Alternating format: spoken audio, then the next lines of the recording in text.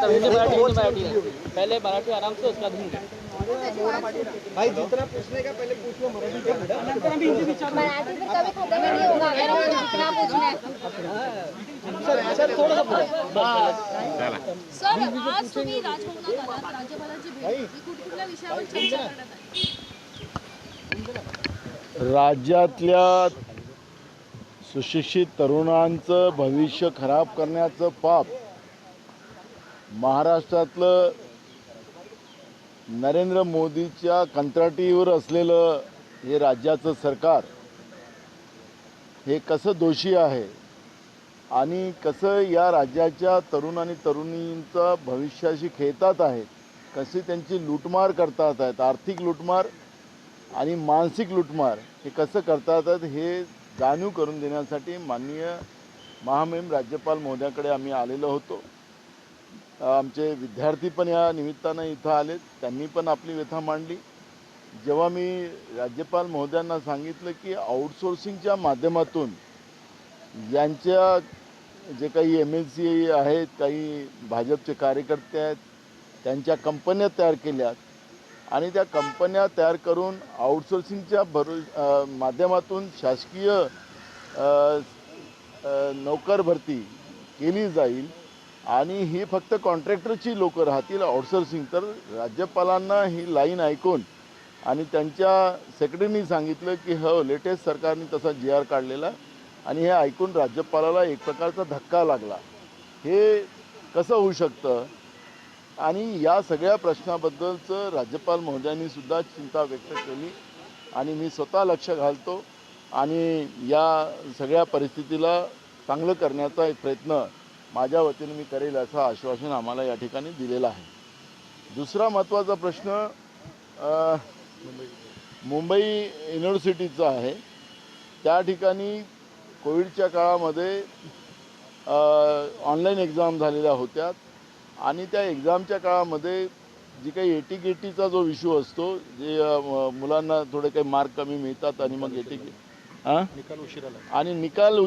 निकाल उशिरा लावला त्या काळामध्ये आणि त्याचा एटीकेटीचा एक्झाम त्याच्या थोड्याच दिवसांमध्ये घेण्याचा निर्णय युनिव्हर्सिटीने घेतला. त्याच्यामुळे अनेक मुलांचं नुकसान त्याच्यामध्ये झालेलं आहे आणि म्हणून त्यांनाही न्याय मिळावा अशा पद्धतीची एक भूमिका माननीय राज्यपाल महोदयांकडे आम्ही मांडली आणि जी काही मोठ्या प्रमाणात फी वाढीचं जे सुरू झालेलं आहे, नोकर भरतीमध्येही सुद्धा फी वाढ जी मोठ्या प्रमाणात केली जाते आहे त्याबाबतही सुद्धा भूमिका आम्ही मांडली आणि माननीय राज्यपाल महोदयांनी मी स्वतः लक्ष घालतो आहे. मुंबई युनिव्हर्सिटीचे व्हाईस चान्सलर त्यांनाही बोलवतो आहे आणि या मुलांना न्याय देण्याचं आश्वासन आम्हाला या ठिकाणी दिलेलं आहे. आज विद्यार्थ्यांचाच विषय होता. एका दादाचं प्रमोशन, एका दादाला डिमोशन असं सध्या म्हटलं केलेलं आहे. काय सांगाल? हे सरकारच आउटसोर्सिंगवर चाललेलं आहे. जसं विद्यार्थ्यांच्या जीवनामध्ये या तरुणांच्या जीवनामध्ये आउटसोर्सिंग आणून या सरकारने जे पाप केलेलं आहे तसं राज्यातलं सरकारसुद्धा केंद्राच्या आउटसोर्सिंगमध्ये चाललेलं आहे. असंच आपण पाहतो आहे. महाराष्ट्राची जनता वाऱ्यावर आणि महाराष्ट्रामध्ये जे सत्तेमध्ये बसलेले आहेत ते तुपाशी आणि जनतेच्या घामाचा पैसा लुटणं, मलाईचे खाते कसे मिळतील, मलाईचं व्यवस्था आपल्याला कशा मिळतील याच्यावर हे राज्याचं आउटसोर्सिंग सरकार काम करते आहे आणि त्याचा परिणाम आपण बघतो आहे. उद्या 2:30 वाजता आम्ही काँग्रेसचं एक डेलिगेशन माननीय राज्यपाल महोदयांना आम्ही भेटणार आहोत. त्यामध्ये राज्यामध्ये आरोग्य व्यवस्था, खरं तर आता आरोग्य व्यवस्थेला हे स्मशानभूमी झालेली आहे काय हा प्रश्न आता सगळ्यात मध्ये निर्माण झालेला आहे. एक आत्ता पहिले ठाण्यात सुरू झालं, मग नांदेडमध्ये झालं, मग औरंगाबाद झालं, मग नागपूर झाले. अशा पद्धतीच्या सगळ्या मोठ्या शहरामध्ये ज्या ठिकाणी सत्ताधीशांचा कब्जा आहे आणि त्या शहरामध्ये या पद्धतीचं मृत्यूचं तांडव शासकीय रुग्णालयामध्ये आपण पाहतो आहे आणि या सगळ्या गोष्टीचं उत्तर हे सरकारला दिलं गेलं पाहिजे. सरकारने जनतेला दिलं पाहिजे. सरकार अजूनही वाऱ्यावर आहे. काल आपण पाहिलं की मंत्रिमंडळाच्या बैठकीमध्ये मंत्रिमंडळाची बैठक झाली आणि 2 इंजिन तातडीनं दिल्लीला रवाना झालेत आणि 1 इंजिन बिघडलेलं आहे अशा पद्धतीची चर्चा तुमच्या माध्यमातून आम्ही बघतो आहे. आता त्या इंजिनचा काय नेमका बिघाड आहे का तिकडी झाली का इंजिन बिघाड झाले काय, या सगळ्या गोष्टीचा प्रश्न. पण या जनतेला या सगळ्या गोष्टीचं घेणे देणं नाही. जनतेच्यासाठी झालेले हे सरकार हे जनतेसाठी राहिलेलं नाही, हे स्वतःसाठी जगते आहे. अशा पद्धतीचं चित्र या ठिकाणी निर्माण झालेलं आहे. आणि म्हणून उद्या आम्ही स्वतः माननीय राज्यपाल महोदयांना काँग्रेस पक्षाचं डेलिगेशन आणून या सगळी व्यथा राज्याच्या जनतेची त्यांच्यासमोर आम्ही मांडण्याची भूमिका घेऊ. बिहार में जातीय जनगणना हुई है. प्रश्न होता की एकादशी जवळ येते, यंदा 2 मुख्यमंत्री आहेत, नेमकी पूजा कुणाच्या हस्ते करायचं असेल नवीन तेच त्यालाही आउटसोर्सिंग नेमतील आता हे, त्यालाही आउटसोर्सिंग राहील, काहीतरी काढतील हे आउटसोर्सिंगचा मार्ग. कारण की सरकारच आउटसोर्सिंगचं राहिलेलं आहे आता. त्याच्यामुळे हे जी काही सिस्टीम महाराष्ट्रातली होती ती सिस्टीम सगळी डॅमेज करण्याचं पाप या राज्याच्या राजकीय आणि सामाजिक या व्यवस्थेलाच काळीमा लावण्याचं काम महाराष्ट्रातल्या BJP प्रणित एड्यांच्या सरकारने केलेलं आहे. त्याच्यामुळे शासकीय पूजेचाही एक घोळ या आउटसोर्सिंग सरकारकडून काय घ्यावं आता, म्हणजे त्याच्यावर आज चर्चा करणं वावं ठरणार नाही. चलो हिंदी. सर आज तुम्ही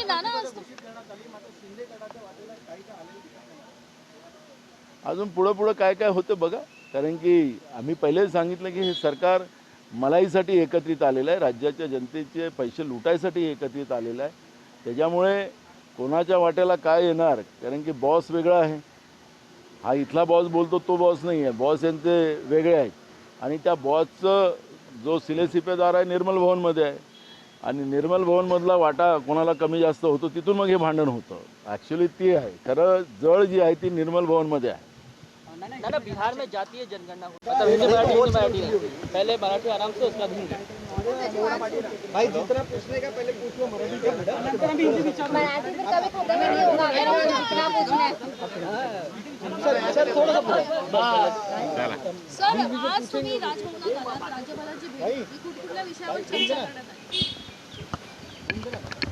राज्यातल्या सुशिक्षित तरुणांचं भविष्य खराब करण्याचं पाप महाराष्ट्रातलं नरेंद्र मोदीच्या कंत्राटीवर असलेलं हे राज्याचं सरकार हे कसं दोषी आहे आणि कसं या राज्याच्या तरुण आणि तरुणींचा भविष्याशी खेळतात आहेत, कशी त्यांची लूटमार करतात आहेत, आर्थिक लूटमार आणि मानसिक लूटमार हे कसं करतात आहेत हे जाणीव करून देण्यासाठी माननीय महामहिम राज्यपाल महोदयाकडे आम्ही आलेलो होतो. आमचे विद्यार्थी पण या निमित्तानं इथं आलेत, त्यांनी पण आपली व्यथा मांडली. जेव्हा मी राज्यपाल महोदयांना सांगितलं की आउटसोर्सिंगच्या माध्यमातून यांच्या जे काही MLC आहेत, काही भाजपचे कार्यकर्ते आहेत, त्यांच्या कंपन्या तयार केल्यात आणि त्या कंपन्या तयार करून आउटसोर्सिंगच्या माध्यमातून शासकीय नोकर भरती केली जाईल आणि ही फक्त कॉन्ट्रॅक्टरची लोकं राहतील आउटसोर्सिंग. तर राज्यपालांना ही लाईन ऐकून आणि त्यांच्या सेक्रेटरीनी सांगितलं की हो लेटेस्ट सरकारने तसा GR काढलेला आणि हे ऐकून राज्यपालाला एक प्रकारचा धक्का लागला. हे कसं होऊ शकतं आणि या सगळ्या प्रश्नाबद्दलचं राज्यपाल महोदयांनी सुद्धा चिंता व्यक्त केली आणि मी स्वतः लक्ष घालतो आणि या सगळ्या परिस्थितीला चांगलं करण्याचा एक प्रयत्न माझ्या वतीने मी करेल असं आश्वासन आम्हाला या ठिकाणी दिलेलं आहे. दुसरा महत्त्वाचा प्रश्न मुंबई युनिव्हर्सिटीचा आहे. त्या ठिकाणी कोविडच्या काळामध्ये ऑनलाईन एक्झाम झालेल्या होत्या आणि त्या एक्झामच्या काळामध्ये जी काही एटीकेटीचा जो इश्यू असतो, जे मुलांना थोडे काही मार्क कमी मिळतात आणि मग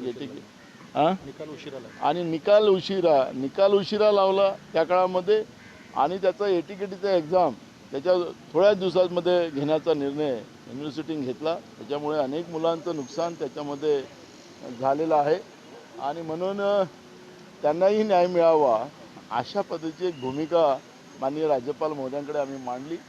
आणि जी काही मोठ्या प्रमाणात फी वाढीचं जे सुरू झालेलं आहे, नोकर भरतीमध्येही सुद्धा फी वाढ जी मोठ्या प्रमाणात केली जाते आहे त्याबाबतही सुद्धा भूमिका आम्ही मांडली. आणि माननीय राज्यपाल महोदयांनी मी स्वतः लक्ष घालतो आहे, मुंबई युनिव्हर्सिटीचे व्हाईस चान्सलर त्यांनाही बोलवतो आहे आणि या मुलांना न्याय देण्याचं आश्वासन आम्हाला या ठिकाणी दिलेलं आहे. आज विद्यार्थ्यांचाच विषय होता. एका दादाचं प्रमोशन, एका दादाला डिमोशन असं सध्या म्हटलं केलेलं आहे. काय सांगाल? हे सरकारच आउटसोर्सिंगवर चाललेलं आहे. जसं विद्यार्थ्यांच्या जीवनामध्ये या तरुणांच्या जीवनामध्ये आउटसोर्सिंग आणून या सरकारने जे पाप केलेलं आहे, तसं राज्यातलं सरकारसुद्धा केंद्राच्या आउटसोर्सिंगमध्ये चाललेलं आहे. असंच आपण पाहतो आहे. महाराष्ट्राची जनता वाऱ्यावर आणि महाराष्ट्रामध्ये जे सत्तेमध्ये बसलेले आहेत ते तुपाशी आणि जनतेच्या घामाचा पैसा लुटणं, मलाईचे खाते कसे मिळतील, मलाईचं व्यवस्था आपल्याला कशा मिळतील, याच्यावर हे राज्याचं आउटसोर्सिंग सरकार काम करते आहे आणि त्याचा परिणाम आपण भोगतो आहे. उद्या 2:30 वाजता आम्ही काँग्रेसचं एक डेलिगेशन माननीय राज्यपाल महोदयांना आम्ही भेटणार आहोत. त्यामध्ये राज्यामध्ये आरोग्य व्यवस्था, खरं तर आता आरोग्य व्यवस्थेला हे स्मशानभूमी झालेली आहे काय, हा प्रश्न आता सगळ्यात मध्ये निर्माण झालेला आहे. एक आता पहिले ठाण्यात सुरू झालं, मग नांदेडमध्ये झालं, मग औरंगाबाद झालं, मग नागपूर झाले. अशा पद्धतीच्या सगळ्या मोठ्या शहरामध्ये ज्या ठिकाणी सत्ताधीशांचा कब्जा आहे आणि त्या शहरामध्ये या पद्धतीचं मृत्यूचं तांडव शासकीय रुग्णालयामध्ये आपण पाहतो आहे. आणि या सगळ्या गोष्टीचं उत्तर हे सरकारला दिलं गेलं पाहिजे, सरकारने जनतेला दिलं पाहिजे. सरकार अजूनही वाऱ्यावर आहे. काल आपण पाहिलं की मंत्रिमंडळाच्या बैठकीमध्ये मंत्रिमंडळाची बैठक झाली आणि 2 इंजिन तातडीनं दिल्लीला रवाना झाले आणि 1 इंजिन बिघडलेलं आहे अशा पद्धतीची चर्चा तुमच्या माध्यमातून आम्ही बघतो आहे. आता त्या इंजिनचा काय नेमका बिघाड आहे, का तिकडी झाली का इंजिन बिघाड झाले काय, या सगळ्या गोष्टीचा प्रश्न. पण या जनतेला या सगळ्या गोष्टीचं घेणे देणं नाही. जनतेच्यासाठी झालेले हे सरकार हे जनतेसाठी राहिलेलं नाही, हे स्वतःसाठी जगते आहे. अशा पद्धतीचं चित्र या ठिकाणी निर्माण झालेलं आहे आणि म्हणून उद्या आम्ही स्वतः माननीय राज्यपाल महोदयांना काँग्रेस पक्षाचं डेलिगेशन आणून या सगळी व्यथा राज्याच्या जनतेची त्यांच्यासमोर आम्ही मांडण्याची भूमिका घेऊ. बिहार में जातीय जनगणना हुई है. प्रश्न होता की एकादशी जवळ येते, यंदा 2 मुख्यमंत्री आहेत, नेमकी पूजा कुणाच्या हस्ते करायचं असेल नवीन केस. त्यालाही आउटसोर्सिंग नेमतील आता हे, त्यालाही आउटसोर्सिंग राहील, काहीतरी काढतील हे आउटसोर्सिंगचा मार्ग, कारण की सरकारच आउटसोर्सिंगचं राहिलेलं आहे आता. त्याच्यामुळे हे जी काही सिस्टीम महाराष्ट्रातली होती ती सिस्टीम सगळी डॅमेज करण्याचं पाप या राज्याच्या राजकीय आणि सामाजिक या व्यवस्थेलाच काळीमा लावण्याचं काम महाराष्ट्रातल्या BJP प्रणित एड्यांच्या सरकारने केलेलं आहे. त्याच्यामुळे शासकीय पूजेचाही एक घोळ या आउटसोर्सिंग सरकारकडून काय घ्यावं आता, म्हणजे त्याच्यावर आज चर्चा करणं वावं ठरणार नाही. चलो हिंदी. सर आज तुम्ही अजून पुढं काय काय होतं बघा, कारण की आम्ही पहिले सांगितलं की हे सरकार मलाईसाठी एकत्रित आलेलं आहे, राज्याच्या जनतेचे पैसे लुटायसाठी एकत्रित आलेलं आहे. त्याच्यामुळे कोणाच्या वाट्याला काय येणार, कारण की बॉस वेगळा आहे, हा इथला बॉस बोलतो तो बॉस नाही आहे, बॉस यांचे वेगळे आहेत आणि त्या बॉसचं जो सिलेसिपेदार आहे निर्मल भवनमध्ये आहे आणि निर्मल भवनमधला वाटा कोणाला कमी जास्त होतो तिथून मग हे भांडण होतं. ॲक्च्युली ती आहे, खरं जळ जी आहे ती निर्मल भवनमध्ये आहे. ना बिहार में जातीय जनगणना हुई. दिल्ली के इशारे पे, गुजरात के इशारे पे चलने वाली और महाराष्ट्र को लुटाकर गुजरात को देने वाली ये सरकार है. ये सरकार से अब लोगों को बहुत ज़्यादा उम्मीद नहीं बची है. ना कल अजीत पवार कैबिनेट के बैठक में शामिल नहीं हुए, फिर देर रात मुख्यमंत्री उप मुख्यमंत्री दिल्ली जाते हैं, उसके बाद जो लंबित गार्डियन मिनिस्टर का जो मामला होता है वो नियुक्ति कर दी जाती है. कहीं ना कहीं मुख्यमंत्री को साइडलाइन करने की कोशिश की जा रही है. सर इसी विषय ये मुद्दा आपने उठाया था कि अजीत पवार नाराज है, आप कह रहे थे. तो विषय ये है कि सचमुच कोई नाराजगी है क्या, इस बात को एनसीपी लगातार इनकार करती रही है. शिंदे साहब ने भी कल कैबिनेट के बाद बयान दिया था कि उनकी तबीयत खराब है. क्या नाराजगी तबीयत का हवाला देते हुए ये बेस बात नजर आता है क्या? ये जो बोलते हैं 3 इंजन की सरकार है, ये 3 तिकड़ी की सरकार है, इंजन की नहीं है. एक इंजन बिगड़ गया है, अब दूसरा भी इंजन बिगड़ने का समय पे है. एक इंजन तो बॉस बन गया है. अब सरकार कौन चला रहा है कौन नहीं है, सरकार का मुखिया कौन है, यही लोग समझने को तैयार नहीं है.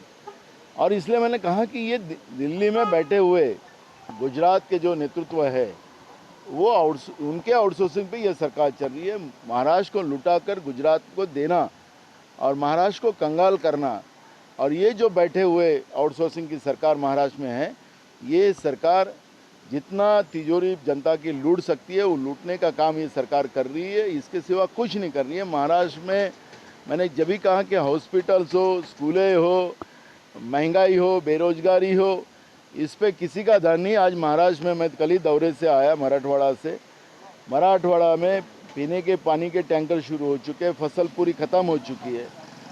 पश्चिम महाराष्ट्र में भी वही हाल है और कई जगह में बाढ़ परिस्थिति है। तो ये सब परिस्थिति होते हुए भी किसान अभी तक दुष्काल और ये इस तरह का कुछ भी घोषणा सरकार ने नहीं की, किसानों को मदद नहीं की जा रही है, किसानों की आत्महत्या बड़े पैमाने में बढ़ते जा रही है। और ये जो स्थिति बनी हुई है, ये भयानक स्थिति आज महाराष्ट्र में बनी हुई है और ये आउटसोर्सिंग सरकार के पापों के वजह से ये सब घटनाएं होते जा रही हैं। अजित पवार नाराज होते हैं तभी उनका प्रमोशन होता है, तभी उनके बारे में कुछ अच्छी न्यूज आती है, ऐसे भी हमें दिखाई दिया है अभी तक। हमें कोई इंटरेस्ट नहीं है किसका क्या प्रमोशन होता है ये सरकार में। हमें जनता का प्रमोशन हम मांगते हैं, जनता का भला हो ये हम चाहते हैं।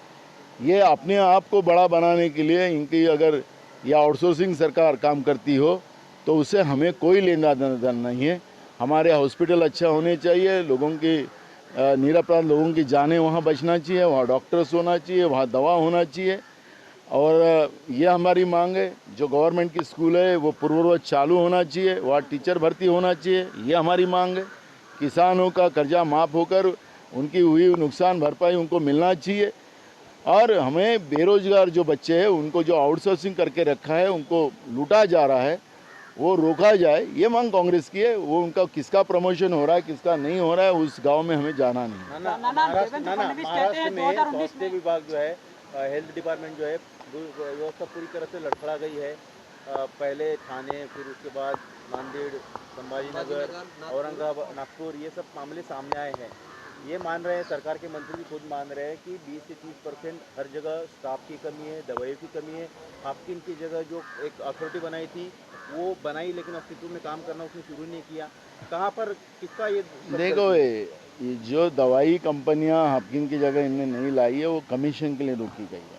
लोग मरे पर इनके कमीशन इनको प्राप्त हो। मैं कहाँ बार बार निर्मल भवन की जो बात करता हूँ वहाँ दलाल, और ये सरकार दलाल चला रही है, यह आउटसोर्सिंग सरकार है, ये दलाल चला रही है। और ये सरकार दलाल जब चलाती है तो लोगों का लेना देना नहीं, कमीशन से इनका देना रहता है, लक्ष्मी दर्शन से लेना देना रहता है और दिल्ली से ये कंट्रोल हो रहा है। और इसलिए मैंने आपको कहा कि ये जो हॉस्पिटल में लोग मर रहे हैं उसकी कोई इनको चिंता नहीं है। और उसमें कहता है कि राजकारण मत करो। हम लोग राजकारण नहीं कर रहे, हम वहाँ के सुधार की मांग कर रहे हैं। जब ठाणा में जब घटना हुई तभी हमने सुधार की मांग की थी। नागपुर जब ये जो हमारा अधिवेशन बारिश वाला हुआ था तब भी हमने हाउस में मांग की थी कि हॉस्पिटल की व्यवस्थाएं सुधारें और उसमें बजट में प्रावधान करें। 1.5% बजट महाराष्ट्र में हॉस्पिटल को दिया जाता है, 1.5% में कुछ नहीं होता। और इसलिए उसको कम से कम 15% बजट प्रोविजन किया जाए, कोई भी दवा के बगैर या डॉक्टर के बगैर किसी की मौत ना हो, ये खबरदारी सरकार ने लेना चाहिए।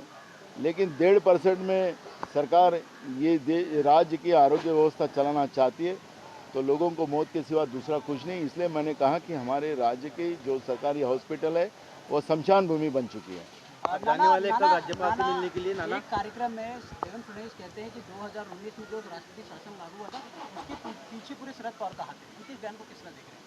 देखो, मैं मेरे मित्र को यही कहना चाहूँगा कि अब तुम महंगाई के बारे में बात करो, तुम किसान के बारे में बात करो, जो किसान आत्महत्या कर रहा है, जो राज्य में दुष्काल की स्थिति है, बेरोजगारों के बारे में बात करो। तुमने आउटसोर्सिंग की है, वो आउटसोर्सिंग कैंसिल करके सीधा शासकीय व्यवस्था के आधार पर नौकर भर्ती करके ये सब जगह फुलफिल करे।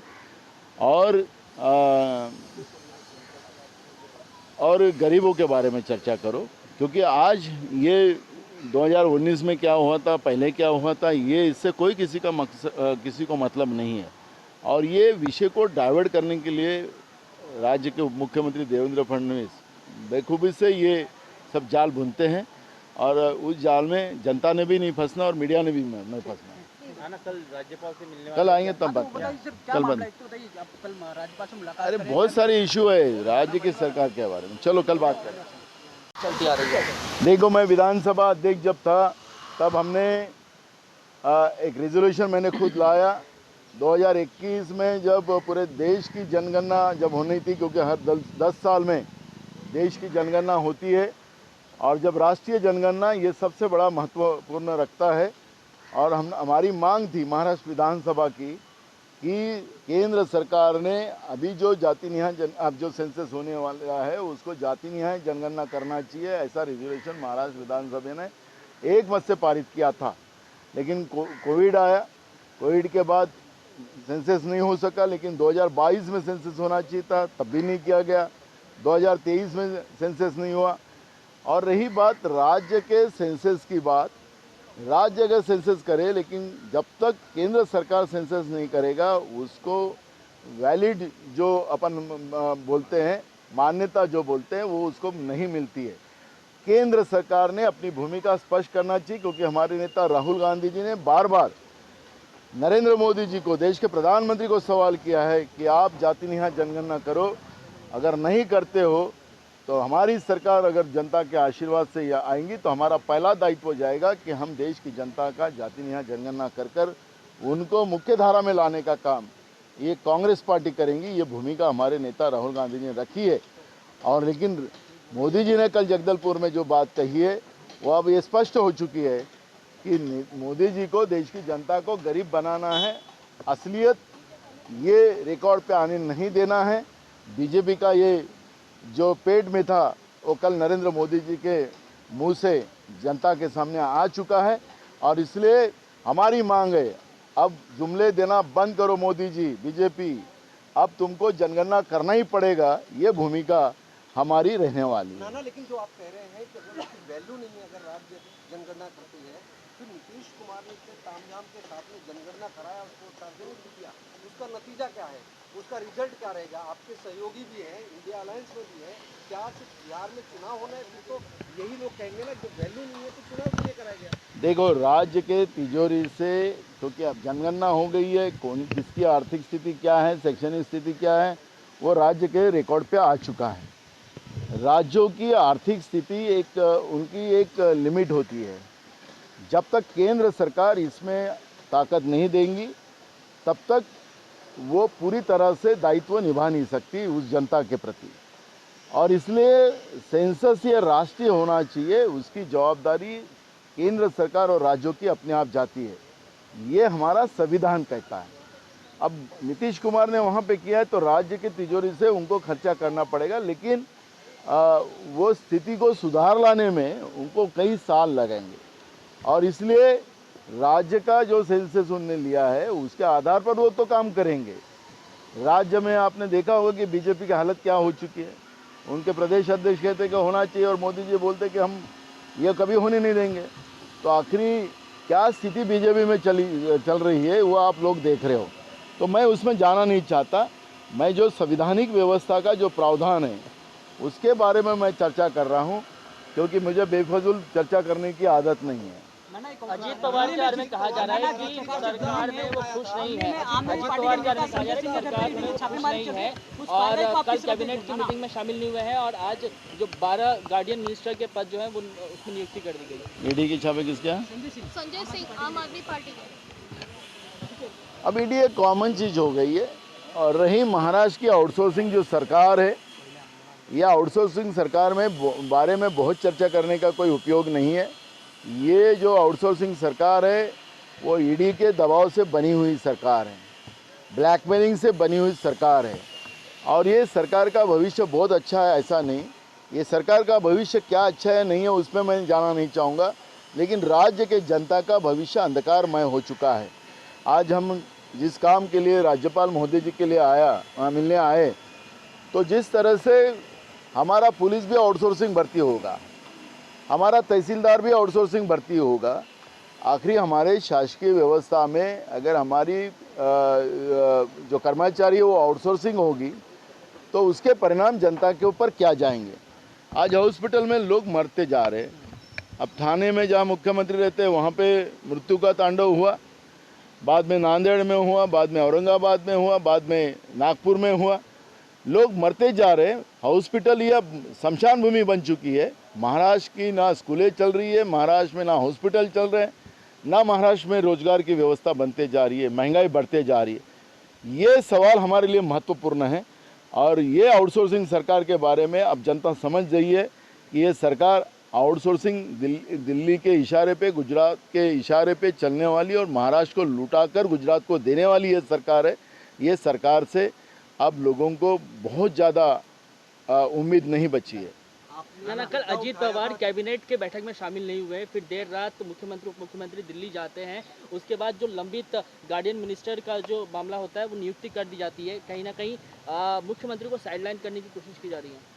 सर इसी विषय ये मुद्दा आपने उठाया था कि अजीत पवार नाराज है, आप कह रहे थे। तो विषय ये है कि सचमुच कोई नाराजगी है क्या? इस बात को एनसीपी लगातार इनकार करती रही है। शिंदे साहब ने भी कल कैबिनेट के बाद बयान दिया था कि उनकी तबीयत खराब है। क्या नाराजगी तबीयत का हवाला देते हुए बेस नजर आता है क्या? ये जो बोलते हैं 3 इंजन की सरकार है, ये 3 तिकड़ी की सरकार है, इंजन की नहीं है। एक इंजन बिगड़ गया है, अब दूसरा भी इंजन बिगड़ने का समय पे है। एक इंजन तो बॉस बन गया है।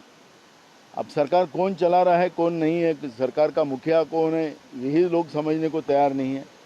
और इसलिए मैंने कहा कि ये दिल्ली में बैठे हुए गुजरात के जो नेतृत्व है वो उनके आउटसोर्सिंग पे ये सरकार चल रही है। महाराष्ट्र को लुटाकर गुजरात को देना और महाराष्ट्र को कंगाल करना, और ये जो बैठे हुए आउटसोर्सिंग की सरकार महाराष्ट्र में है, ये सरकार जितना तिजोरी जनता की लूट सकती है वो लूटने का काम ये सरकार कर रही है। इसके सिवा कुछ नहीं कर रही है। महाराष्ट्र में मैंने जब भी कहा कि हॉस्पिटल्स हो, स्कूले हो, जनगणनेचा प्रश्न जो आहे आपण पाहिलं की छत्तीसगडमध्ये काल देशाचे प्रधानमंत्री नरेंद्र मोदीजींनी सांगितलं की गरिबी ही जात आहे। खरं तर गरिबी हा आमच्या समाजावर लागलेला कलंक आहे, हे आमची भूमिका आहे। आणि त्यामुळे प्रधानमंत्री जेव्हा सांगतात, नरेंद्र मोदी सांगतात की गरिबी ही जात आहे, म्हणजे आता तुम्ही पोरांचं शिक्षण बंद केलं, महाराष्ट्रामध्ये 65,000 शाळा बंद करायचा निर्णय केला, दवाखाने तुमचे बंद झाले, तिथं दवाखान्यामध्ये लोक मरतात आहेत। तुमचे GST सारखा गब्बर सिंग टॅक्स आणून तुम्ही लोकांना लुटायचं काम सुरू केलेलं आहे, लोकांना गरीब करण्याचं काम केलेलं आहे। म्हणजे तुम्ही गरिबांची जात निर्माण करण्याचं पाप नरेंद्र मोदी BJP करत असेल तर, आणि जातीनिहाय जनगणनेच्या बाबत हे सांगतात भाजपवाले की हे समाजामध्ये फूट पाडण्यासाठी या पद्धतीचं काम करतात। खऱ्या अर्थानं आमच्या संविधानामध्ये जातीनिहाय जनगणना ही सगळ्यांसाठी महत्त्वाची आहे।